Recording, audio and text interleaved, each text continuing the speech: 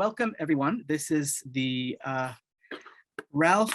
Sally and Ralph Duchin campus lecture series in Judaic Studies, made possible by the generosity of the Duchins of blessed memory. This was a couple who were very interested in enriching the lives of students at the campus of the University of Arizona. Today, we are lucky to have with us Anat Ein-Dor, who's tuning in from Israel, where it is 11 o'clock in the evening. So thank you for that. Before I ask Ms. Ein-Dor to introduce herself, I want to thank Fernanda Charles, our student Falbaum Fellow, as well as Colby Mason and Esther Sasueta, our student workers, and of course, Martha Castleberry for making all the logistical arrangements for this event. I want to remind everyone that the Poses lecture series will resume on the 27th of this month in the Marshall Building in room 490, where we will hold a panel featuring Professor Jeffrey Herf of the University of Maryland. The panel will address the subject of anti-Semitism in academia from ancient times to the present. So I hope that you will be alert to the details regarding that event. Again, this is going to be a live event, but it will also be available in Zoom format for those of you who are still nervous about exposing yourself to big events with a lot of people.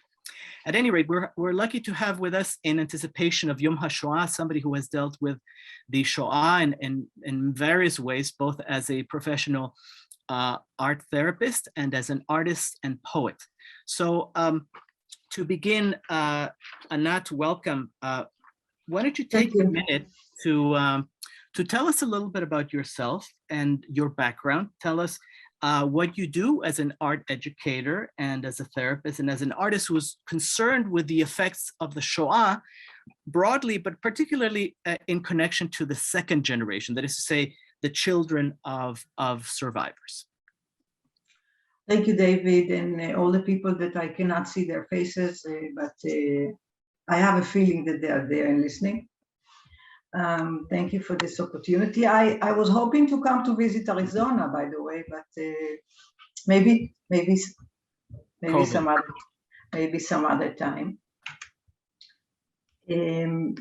I can tell you about my background a little bit. My father is a Holocaust survivor. My father passed away in 14 years ago, and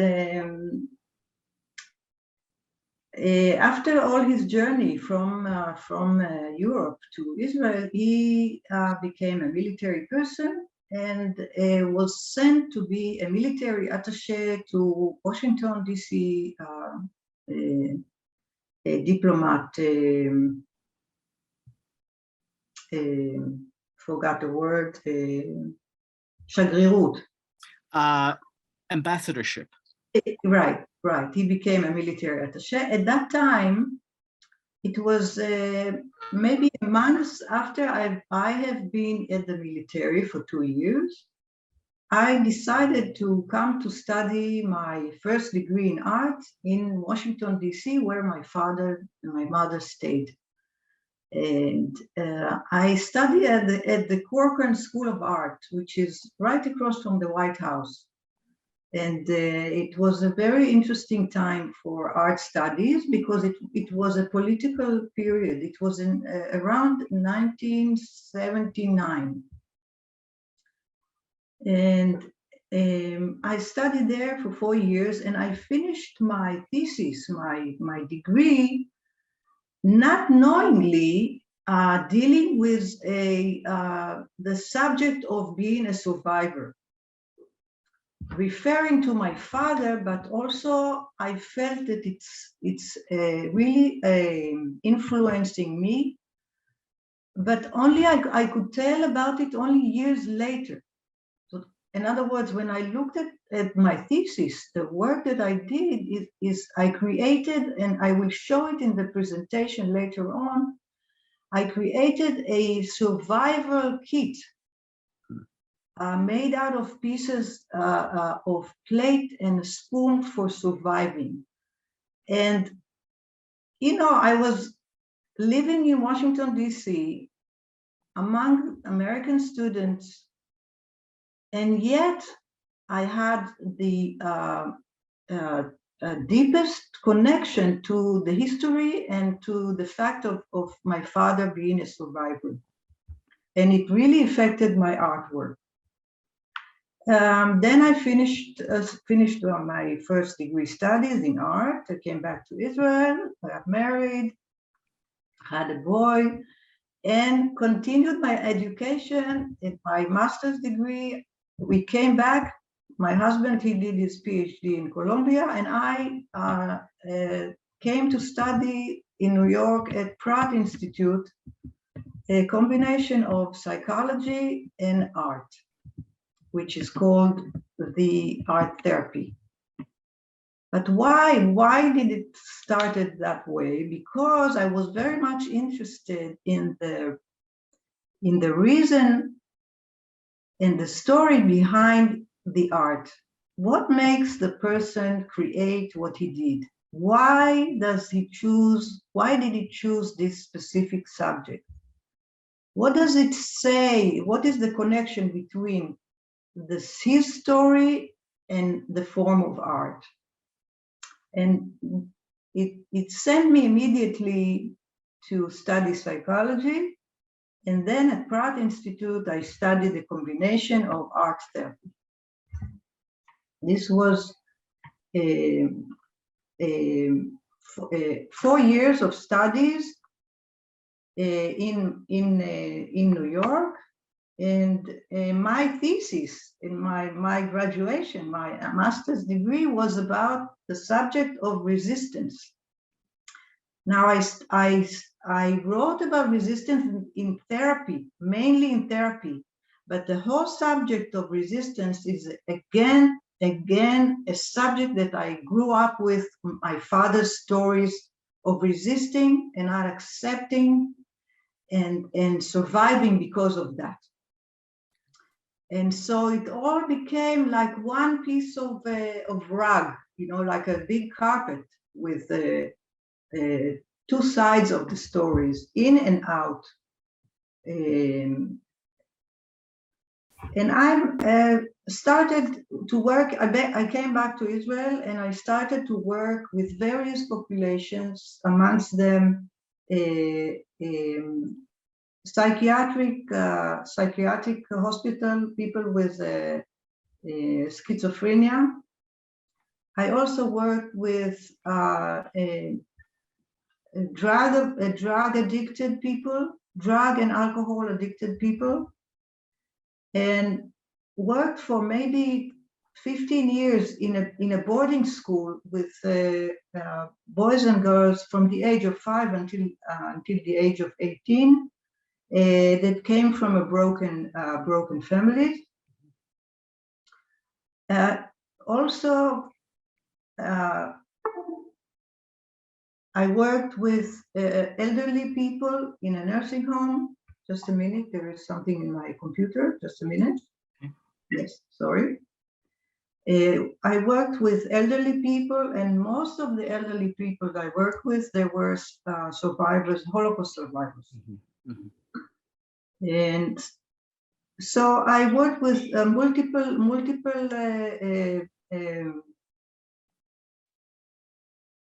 population, thank you, various ages, and most of them suffered some kind of trauma. Yeah. And so, in other words, I work with people who suffered from some kind of trauma, mm-hmm. whether it's from second generation, first generation, people who came from survived the Holocaust, and people who are survived military injuries, and those boys from the boarding school who suffered from a broken home trauma. Okay, you know, you've given us plenty here. I think it does a good job of contextualizing what you're going to show us now. So we originally intended this to be a formal interview. Our great student, Dylan Brooks, was going to conduct it. So Dylan, I know you're there. So if you have any questions, you have carte blanche, if you will, to ask them. And I will let Anat respond. But for now, I think we are ready to see the very interesting images that you will share. So I'm going to make myself scarce, hide myself, and then if you need me for any reason, just say so. Okay, so you suggest, David, I will put on the share of the screen like I did before. Okay. Yes. Just a minute, please.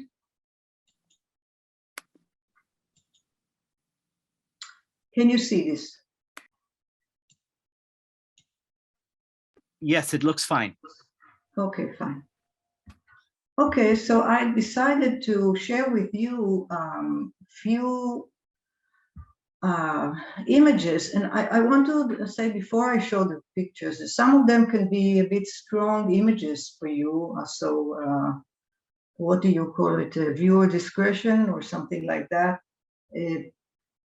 It can be strong images, but the whole subject is a very strong subject anyway. And I think that we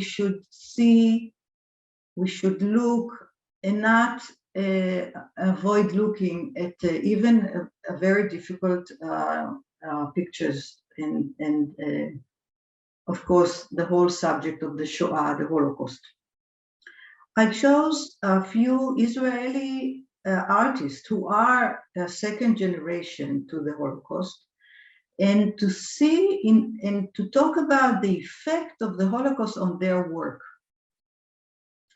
as I will include my work in this presentation at the end. Okay, so let's start with the first one. The name of the artist, her name is Ruth Schloss, and this image, maybe a lot of you know this image of the girl Anna Frank, who was hidden in the attic, and she was killed by the Nazis. But she wrote a diary, and her diary was published for all over the world in many languages. But the image, Ruth Schloss is the name of the artist. She decided to cut out the picture that is most famous of Anna Frank, with her hair and the clothes, the regular clothes, and she cut the hair. Actually, she cut the image of the hair, of course, and she put her in the suit of the prisoners, the familiar prisoner suit, in order to say that we mainly remember Anna Frank, but there were so many children like her, and she represents the rest of the kids. Cutting the hair, almost cutting the figure of the hair, is giving her a general identity, not necessarily Anna Frank, although people who know her face immediately recognize that it is her. But she gave her the general look of all the children who suffered from and were killed in the Holocaust, in the camps. And now I'm moving to the second slide of Eina Friedman. And she's taken a humoristic approach in a way, sarcastic, maybe cynical. She is putting in the background the suit, the main prisoner's suit, and she is preparing she is dealing with fashion now. She is taking a fashionable shirt looking like the prisoner's suit, and she's calling it Paris chic. And she's playing on the words. Also, the word chic in German is to send away. And her fantasy was maybe they will send away, they will send us away to Paris instead of to death, to the death crematorium. So she is really very interesting layers of the history, the facts, and now the humor that she's using, wearing as if a new fashion Paris fashion dress. Very sarcastic and cynical. The next work is by Chaim Maor. Chaim Maor's father and mother survived the camp, the concentration camps. And as you know, on each person in the camp, they tattoo the number of the person. His mother is on the left. Her number is 78446. The father next to her, 784446. Actually, it's the same number. So it's the father's name. And he did his pictures on the right, and also the number is 78446. As you see, you know, in the camp, the German photographed the prisoners on both sides, front and side. The photograph, there were a list of photographs of the people that they put in the camp with the number underneath. And he decided to paint his father and mother the way the Germans photographed, and he put himself on the third picture. As you notice, the numbers are different colors. The blue on the left, on the mother's head, is the color of the tattoo itself. You know, on the body it was blue. The middle is the yellow, reminding of the yellow star. And the red on his picture is mentioning of the blood.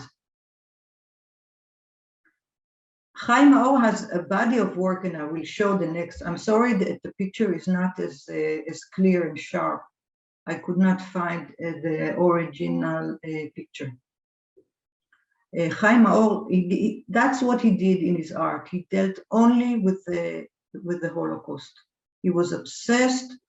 He was traumatized, as if he was there, and it can show you. I will show you in the rest of his work. Chaim Maor also, he took a book and he made holes of the number of his father, the tattoo that his father had. It looks like a shooting in the book, like bullets holes inside the book. And it went through all the pages. In other words, if you read the book of history, you flip the pages, each page will remind you, will cover some of the letters, will cover some of the subjects, but it will remind you a very deep, a strong statement. Every page that I fold, every page that I turn, I can see the disaster, the memory of the Shoah by this number. Another work by Chaim Maor, this is the familiar gate of Auschwitz. And what he did, he projected a slide on his back of this image of the gate of Auschwitz. And one could say it can be like an eagle, you know, like the wings of the eagle, and it takes you somewhere else, although it's a very, very specific symbol of that horrible place. And he projected on his back, in other words, saying, I'm carrying the history on my back the whole time. Another work of Chaim Maor is the projection of the Auschwitz, the map of the camp on his back. On the right side, you can see the real map. The photograph, a sky photograph of the area, and he projected only the drawing of the very well prepared camp.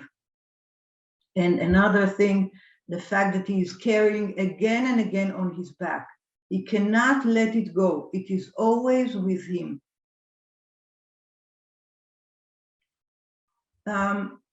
This is the slide shows about the work of Michel Wollman, who made a jewelry. Imagine the jewelry that he is making out of gold with the number of his father, and yet a jewelry should be nice, aesthetic, and gold, yet he makes it like a barbed wire. So in other words, every time he puts it on his hand, you cannot forget the pain. And don't forget, it's a jewelry. So on one hand, it's shiny, yet it has the number of his father and the barbed wire, all a very deep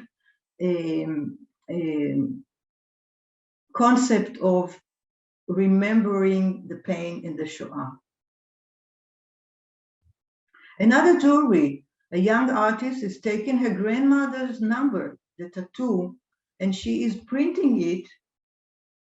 She is printing it on a jewelry on the hand. I don't know how you call it, bracelet. On the bracelet, a golden bracelet, and she's walking with it in a proud way. In other words, my grandmother survived, and I will remember it forever and ever. The number is in my head, on my hand, on my jewelry, and I carry it with me the whole time.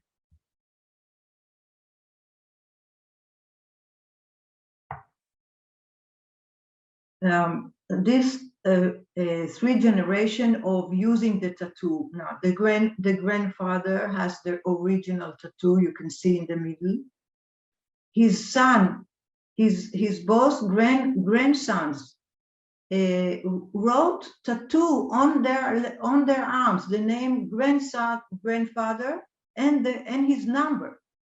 And you can see the child, the second child, is writing the tattoo, but now it becomes like in additional, let's say, to make it even pretty. You know, the tattoo is stylish. You know, it's not like the old time. Now it becomes something else, but still he made sure that he puts the B10506, then his grandfather's number, on his hand forever and ever. Yocheved Weinfeld is also a second generation artist. Her mother and father survived the camps.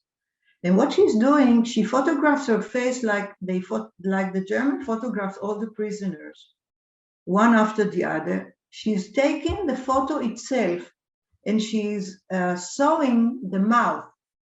You can see the thread around her mouth. In other words, she's saying, there is a scream that wants to come out, yet the people who survived, they did not speak. They did not say anything. They did not tell. They were ashamed to tell.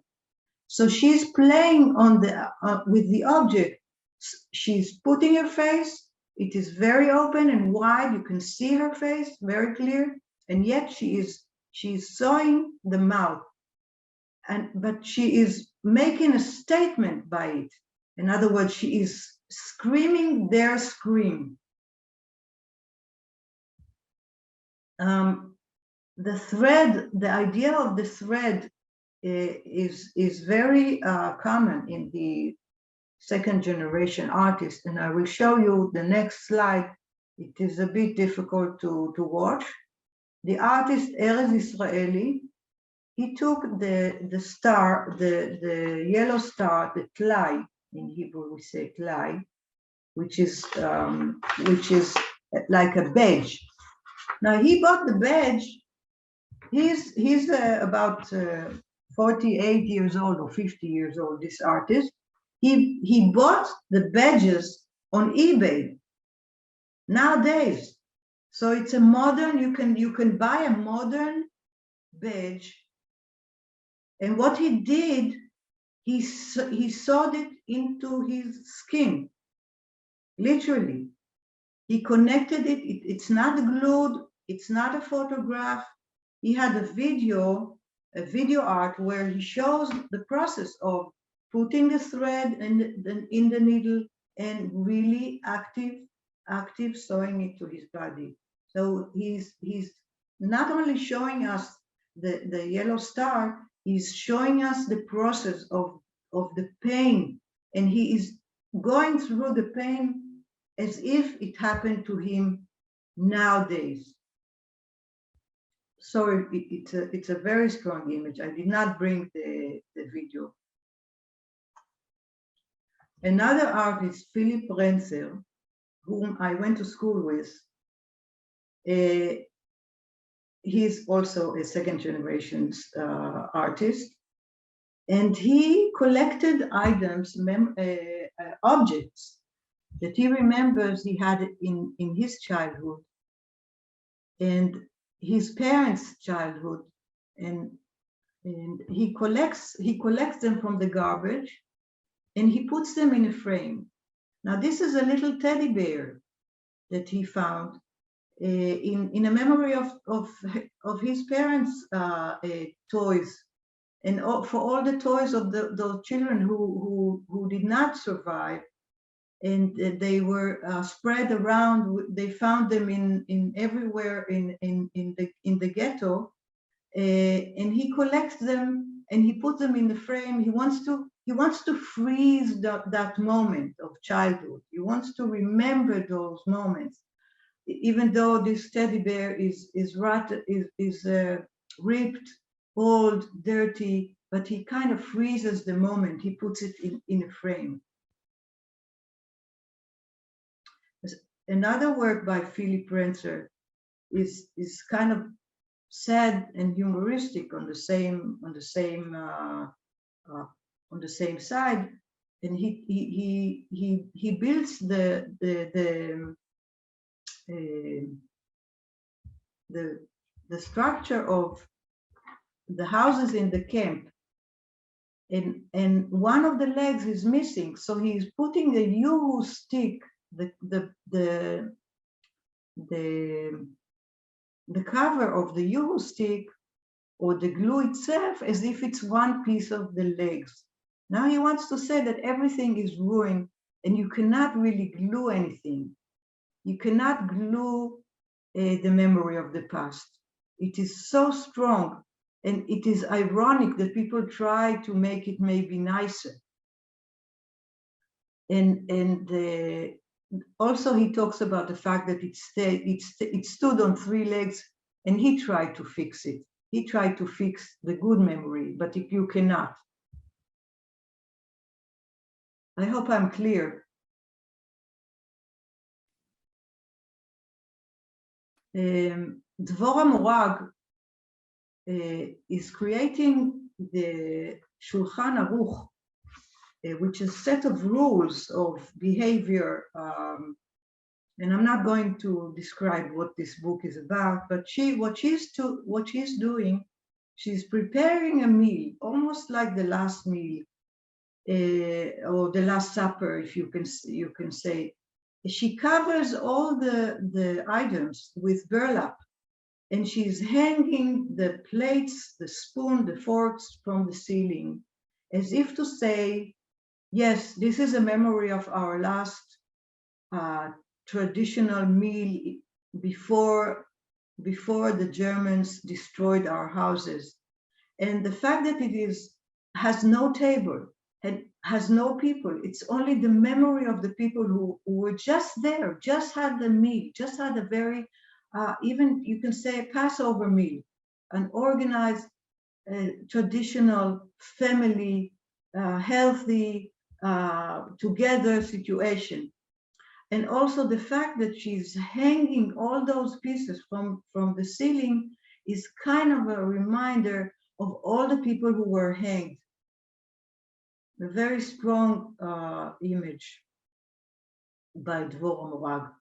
Another work by Dvorah Morag is also kind of funny, humoristic, what she's doing, she's covering breads, which was the last, the only food or left crumbs of bread that left in the ghetto, and she's connecting them to wheels. In other words, it is almost untouchable. You just wanted to have a piece of bread and it's gone. It's not there anymore.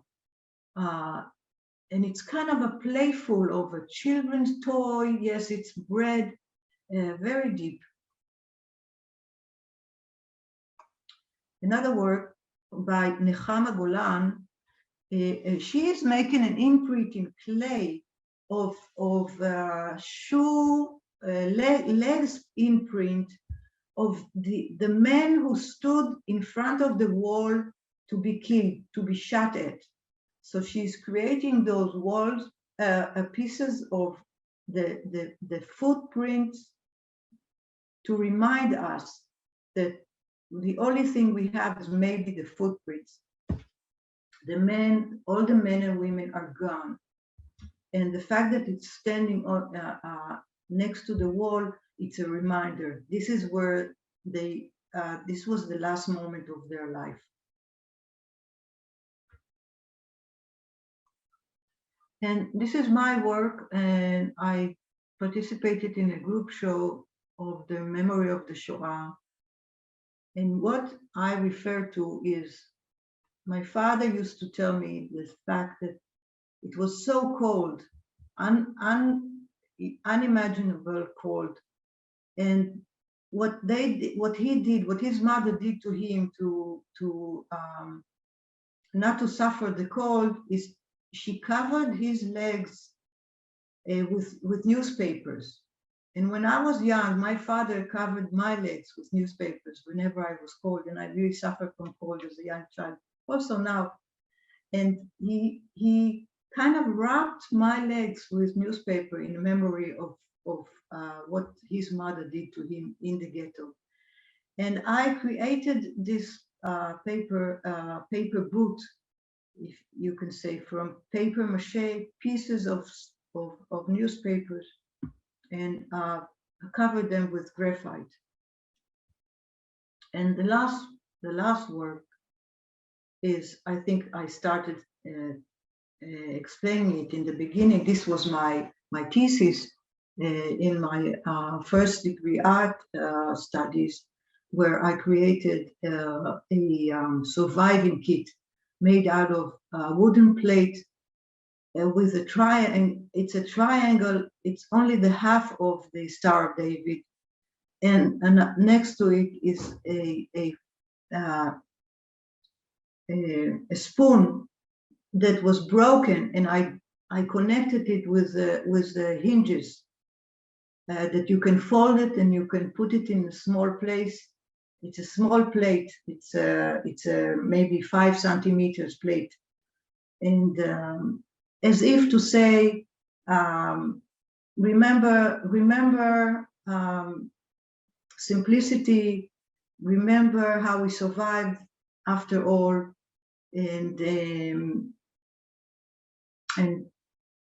I did it without even really being very conscious about the fact that I'm creating a survival kit according to my father's story.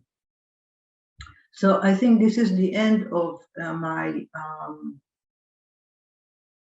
the pictures and the PowerPoint's pictures, and I'm ready for whatever you would like to talk with me. Okay, thank you, Anat. This is very powerful stuff. I think every slide deserves its own presentation. That's Yes, my opinion. And you know, I have a couple of while people gather their thoughts and want to issue questions or comments. By the way, all of you in the audience can type those questions and comments in the Q&A section of the Zoom room. You'll find the Q&A icon in the lower, well, toward the lower right-hand side of your screen. At any rate, while people gather their thoughts, I wanted to ask you, Anat, a couple of questions, or rather one question about 2 themes that seem to me to recur, to happen again and again in the works that you've shown us. The first theme is, and you've already commented on it quite a bit, the theme of playfulness, perhaps a dark humor, and I perceive that this dark humor emphasizes the aspect of paradox, right? That there is suffering, there is want, and there is, the inexpressibility of certain things, and at the same time, there is playfulness. And so I'm wondering where you think that comes from, what purposes it's playing for the artists. The other theme that jumps out at me is the theme of embodiment. In other words, the various of the artists are marking very, very purposely the physical effects of a psychological reality. It's as though they want to demonstrate that in some way their bodies have been marked, if not scarred, and indeed objects are marked and scarred by the Shoah. Again, what do you think is happening here? Why do you, not that there's a right or wrong answer, but I mean, what do you think this particular theme is expressing for the artists? Maybe I'll start with the scars and the fact that, by the way, shall I keep the slides in the back? Yes, particularly if you're going to refer to one. I mean, people can also see your face, so. Okay. But it's up to you. The bodily, bodily scars are really a reflection of how can I express the scar? It has to go either by words or by the art or by my body. I mean, it goes even so deep that the artists are using their body as the base of the identification of the suffering. In other words, they suffered, I suffered too, and I must show it on my body.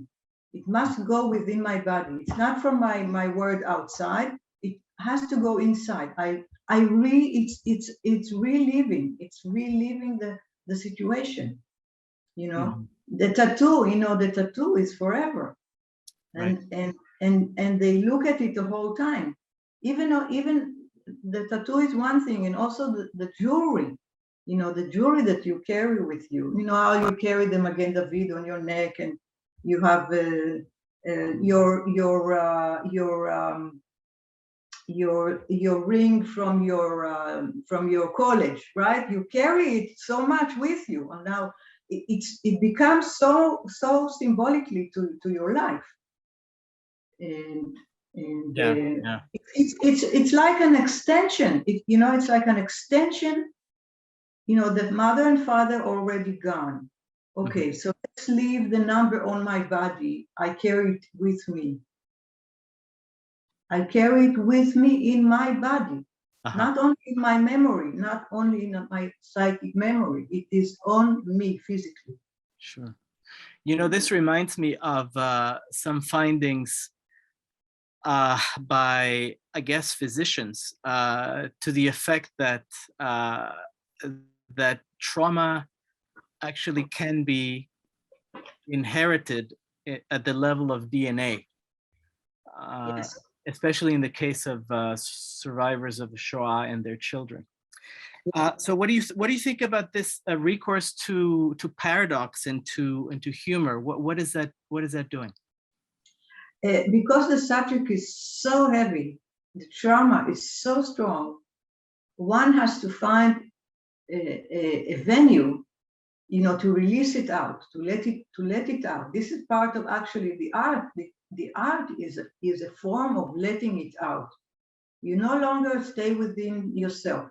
You share it, you take it out, you put it out there, you paint it, you sculpt it, you put it outside of you. And the humor, humor is the best way of a relief. You can't stand that heaviness. So you kind of find a way of maybe laugh. It's not laugh about it. It's to release the burden, the heavy burden from you. So you kind of become cynical about it, or playfulness, as you mentioned, like the bread on the wheel, you know, or even the chic Paris chic, you know, the suit that she made for herself. Mm-hmm. You know, I mean, this is a serious person, and she really she lives her childhood with two parents who survived, and her life was quite miserable. But she had to let it out in some way. Yeah. Okay. Yeah, that makes a lot of sense. I don't see any questions or any comments yet, so let me raise this particular subject. As you were presenting your slides, it occurred to me that much of what we saw is powerful precisely because it is subtle. It is not documentary in the sense of trying to record events that occurred. And this subtlety reminded me of the ways in which I personally have found certain museums devoted to Holocaust commemoration. I have found these museums to be unsatisfactory, precisely because they are so richly documentary and graphic. My favorite negative example of this is the film Schindler's List, which is graphically very, very thorough and tries to be very accurate, but in the end does not have the same impact as some of these rather, let's say, quiet statements.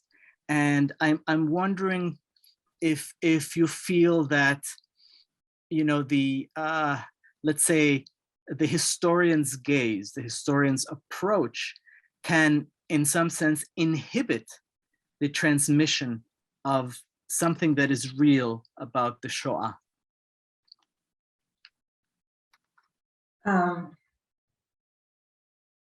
I think it's some of the works, they really speak for.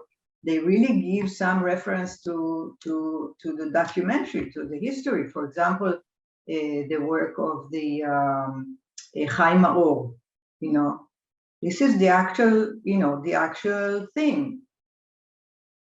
And what he did, he's taken it a step further out of the documentary side, if I understand what you are asking, and he's giving it a different angle, a different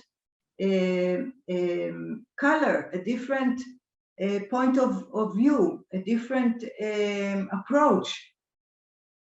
It does, if you talk about documentary, then you kind of, in a way, you're losing a bit of the feeling, Mm-hmm. of the feelings, because you just giving the facts. Although I must tell you, every before Yom HaShoah in Israel, there is all the channels on television. All of the channels, they show obsessively. I mean, they show constantly, but I watch obsessively each movie, even though I watch them over and over, all the years of my life. So I swallowed. I'm looking forward for the documentary, but there is a channel that you need to let it out, and those artists have the capability of expressing themselves in a different way, and not being documentary in a classical way. If I understood what you... Right. No, I think you did. I think what I was trying to get at, and I think you've done it better than I, is the sense that the merely documentary sometimes does not transmit the psychological reality, the emotional reality of an event, while something like the picture on our left does do that precisely because, yes, it is in a sense a document, but it's a document that's superimposed on a human being, Right. and therefore is conveying I guess the emotional impact of facts upon a real soul. Mhm. So yeah, very good. And the fact that he's exposing himself, he's exposing, like a literally and deeper than that. He's Yeah, exposing his body, and he's exposing the fact that he's a second generation, and right. and it's in his DNA, as you can see. Yeah, absolutely. The work by Dvora Morag, which depicts a set table, is, as you pointed out, very, very powerful. Among other things, it suggests to me that in many ways, memories are like ghosts. They're simply suspended in a kind of indeterminate state. And here, she doesn't only summon the ghosts of a particular life before the Shoah, but also summons the ghosts of a Jewish culture as a whole, the culture that was destroyed. For those of you who didn't capture the reference, the Shulkhan Aruch is a 16th century work. It became very popular as one of the earliest printed books that was shared widely by members of the far-flung Jewish diaspora. And in many ways, this book was intended to guide Jewish families in how to observe, how to practice their identity. So I'm wondering if you think that in some way this work and the works that you've shown us here belong to a larger tradition, or maybe interpreted as part of a larger tradition of Jewish, not just Jewish memory, but the Jewish perception of ghosts, if you will, of things that are present but not tangible or not fully tangible. Mhm. Well, the word ghost is beautiful. It really it is something new. I didn't think about it.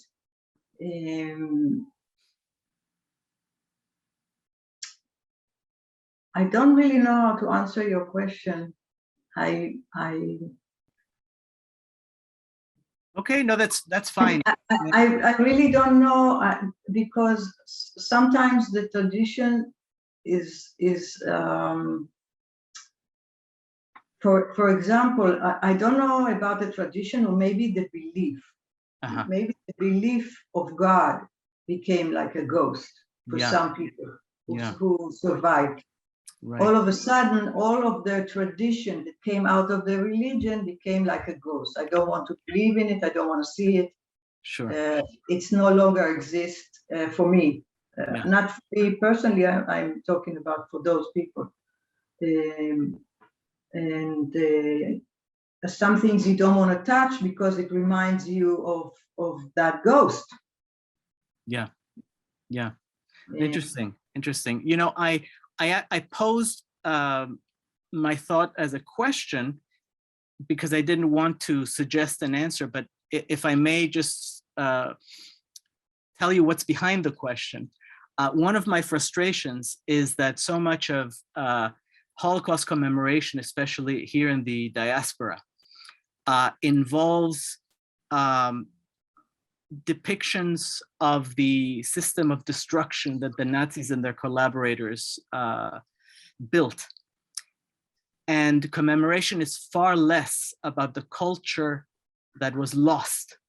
And so I don't know, I detect in this particular work by Morag a very interesting meditation on that culture and on the fact that it is somehow not quite there, but it is still there. In other words, we perceive it, but we are not eating out of it, so to speak. Mm. Although there is contradicting to it, and for some families, For some Jewish family, it became even stronger than the tradition is you keep it like a rock, you know, you Yes. hold it in both hands and you don't let go now, you know. It's so this is two sides of the absolutely. No, that's a very good suggestion. My colleague Beth Alpert Nakai asks the following question. She writes, I'm wondering about how open Israeli or international galleries and museums are to exhibiting art that is related to the Holocaust, such as the pieces you have shown us today. Mm-hmm.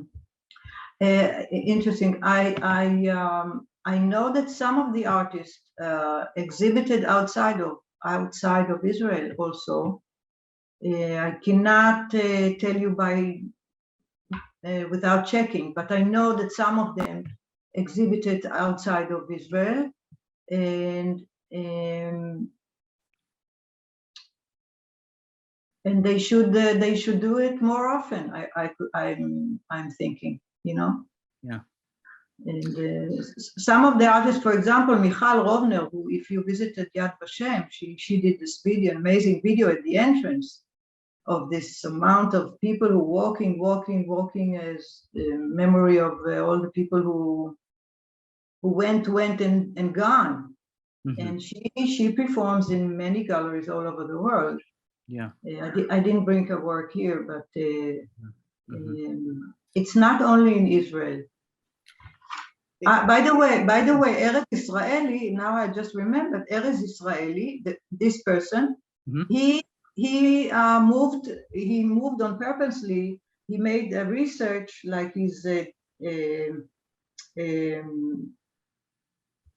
I don't know, it's an art research, but he moved to Germany to interview German people about his work. Wow. So it is spreaded all over. Yeah. That's very interesting. I mean, of course, it's very, very shocking, you might say, the way that he turns himself into the work. Amazing. Amazing, really. And now, of course, he's breaking, you know, the proverbial fourth wall or whatever it's called, by going to interview to Germany. Yeah. No, that's fascinating. You know, I'm wondering if you know, if you were to, let's say, take the bird's eye viewpoint, whether you think that in some way the children of survivors, these artists in particular, are reacting to what was until maybe the 70s a certain stigmatization of the Shoah and of the survivors in Israeli society. Do you think, for example, that they see themselves as undoing something that has been done to their parents in Israeli society, or is it something else? It is not undoing. By the way, the artist started in the 70s. Until the 70s, they were not responding second generation artists to the Shoah. It started in the 70s. It was all quiet. It was all so quiet, like Yochevet described in her picture of her face. It was so quiet. Nobody talked about it. Nobody said about it anything. Nobody wanted. Yeah. I can tell you that my father, who survived, when he came in 1948 to Israel via Cyprus, because he just got to the land of Israel, and the British deported them to the camp, another camp in Cyprus. My father worked very hard to arrive to Israel and not to have an accent, an Israeli, a European accent.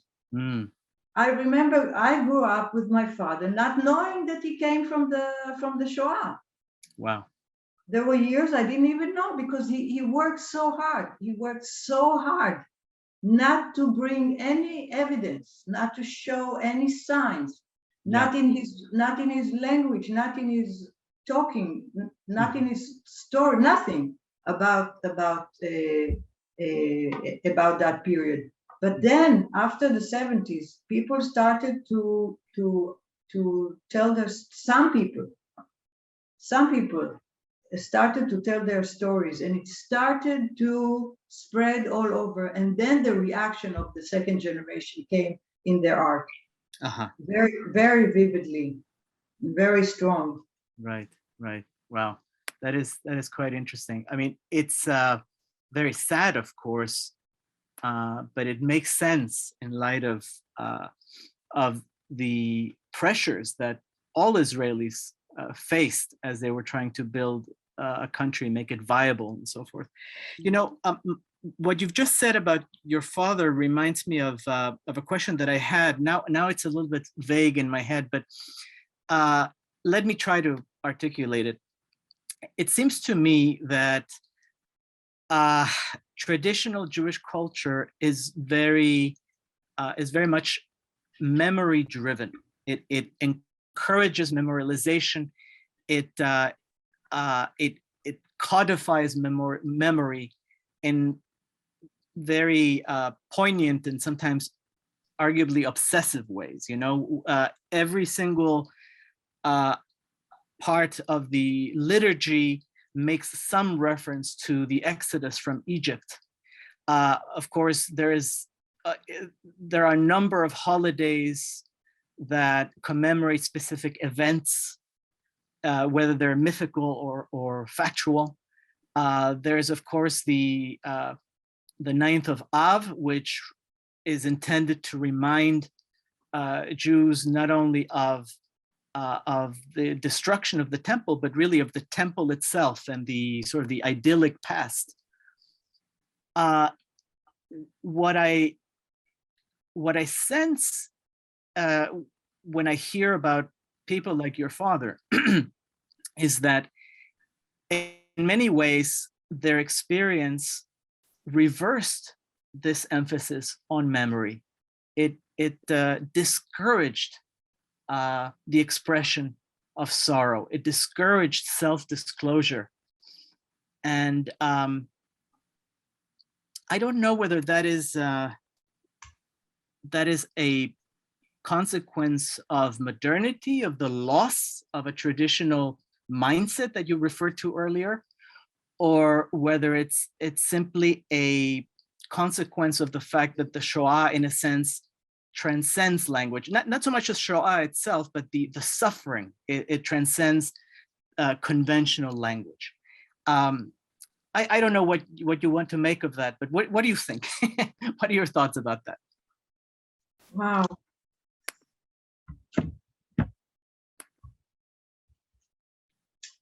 If you're talking about the destruction of the temple, I think that Philippe Brenser, in his work, kind of this picture kind of gave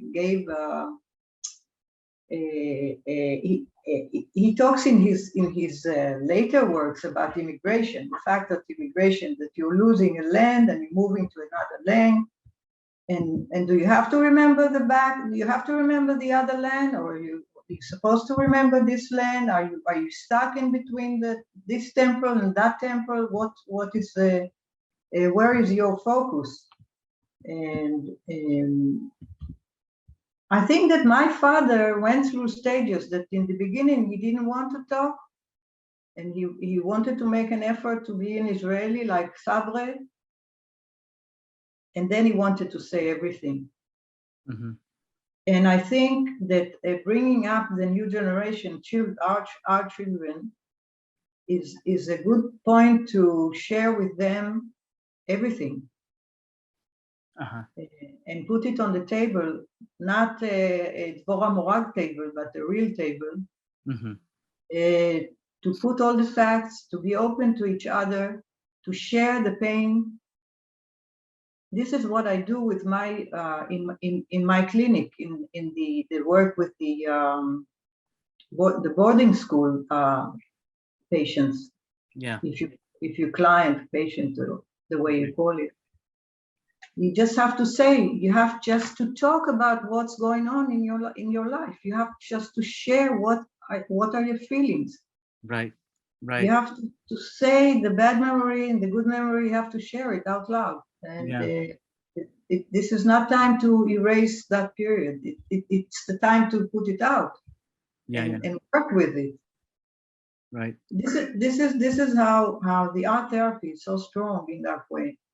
Uh-huh. Because even though you don't say the word, you say the shape and the color, and it comes out whether you want it or not. And Right. No, it just reminds me of the observation that it's almost a slogan, right? That Zionism is a Jewish return to history. Well, this is precisely what these artists are doing, in a sense, recovering history that is not only hard to express but very, very traumatic. I have another question from a viewer. She asks the following: what made your father have a change of heart and decide to be open about the horrors he saw? What did he feel was the most important takeaway from what he had to say? what changed my father? My father became an Israeli by serving the military, serving the country, and he realized step by step that he has to live the present, not the past. Mm-hmm. And not only the present, but also for the future of his children, which is like me and others. And it's very interesting. How does a person change? I mean, it's a very good question. Like what went through his mind? Or I guess it didn't happen in one day. It was a process of changing, and becoming not longer a survivor, but a strong, independent, working, busy, creating, building country person. And this is how I brought up. He really taught me in a very Spartan way, in a very survivor, independent way, that you need to go out, you need to work for yourself, you need to develop, you need to go ahead, don't depend on nobody, that kind of thing. He taught me how to change the wheel of the car, the tire of the car, things like that. You just go and you just and I guess he left that track of the history. I mean, it stayed with him, but he kind of continued to more here and now, identifying with the real life and the future. Mm-hmm. This was the first question. I can't remember now the second part of her question. The second part was, what did he believe was the most important conclusion that he reached from that change of heart, or that a change of approach? Well, I guess what I said, that he started to be very open with us in the family and the people around him. Mm-hmm. and sharing. My father wrote a biography book about his story, and he translated it to 7 languages, and he sent it to all over the people all over the world, just to listen. This is what happened. This is where I am now, and we need to. And he called this is the book. I can show you the book, Survive and Tell. And mm-hmm. This is exactly what he meant. Okay, I survived. Okay, I tell the story, and I will tell, and I keep on. Mm-hmm. Very good. We are out of time, so I think that is a very hopeful and very positive way to conclude. I want to thank you again for showing these truly marvelous works, and for sharing your understanding of them. I'm also thankful, of course, to those who appeared, so to speak, who came as members of the audience remotely. Thanks also to your son, Anat, for communicating with us and helping us to make all the arrangements. Congratulations again on being a first-time grandmother.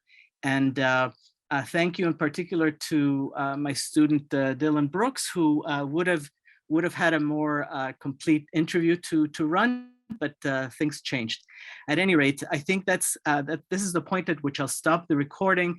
I remind everyone to please be alert to the details concerning the Anti-Semitism conference on the 27th. Thank you all very much. May you have a serene Yom HaShoah, or Holocaust Remembrance Day. Thank you, Anat, and I hope you sleep well. Thank you so much, David, and all of the people. Thank you so much. My pleasure. Bye-bye, everyone. Bye. Take care. We'll be in touch, David, by mail. Bye-bye. Bye.